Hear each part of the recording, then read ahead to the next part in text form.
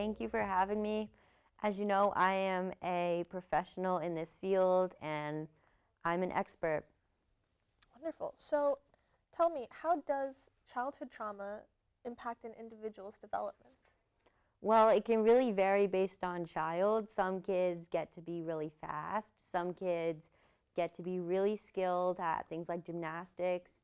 And some kids end up losers anyway, which, that's okay. Trauma can affect people in different ways. I always say that. Interesting. So what are some effective coping mechanisms or strategies for individuals who have experienced trauma? I think a lot of individuals who have experienced trauma, they just really need to find an outlet, skill set they can develop, especially in relationship to the trauma that they had. So juggling, for example, that can be great. Just different ways to get your energy out, I always say. Okay. So how does trauma impact relationships and social interactions? It can strengthen relationships and social interactions, actually. That's a common misconception that being traumatized means you don't want to see people.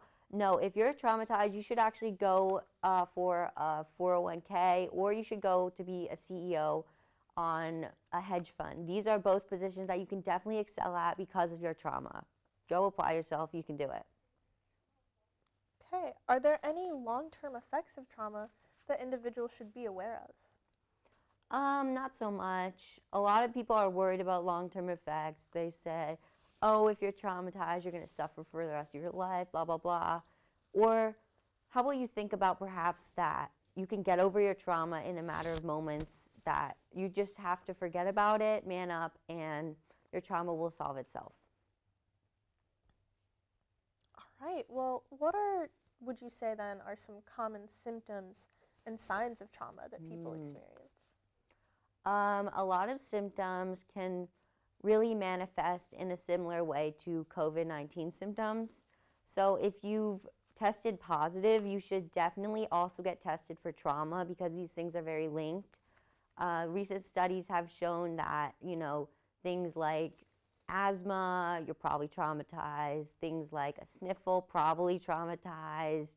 Diabetes, definitely traumatized. I can diagnose you right now. I have a degree, and I will tell you for sure you're definitely traumatized. Wow. Well, that has been some great info, and thank you for coming to the Trauma Dump series. Thanks for having me. Asked about this super low number. So to go a little bit deeper into the difference between anxiety and trauma. Anxiety is when you are trying to prevent terrible things from happening in the future. And trauma is when you're doing the same thing, but usually because something asked about this super low number. So to go a little bit deeper into the difference between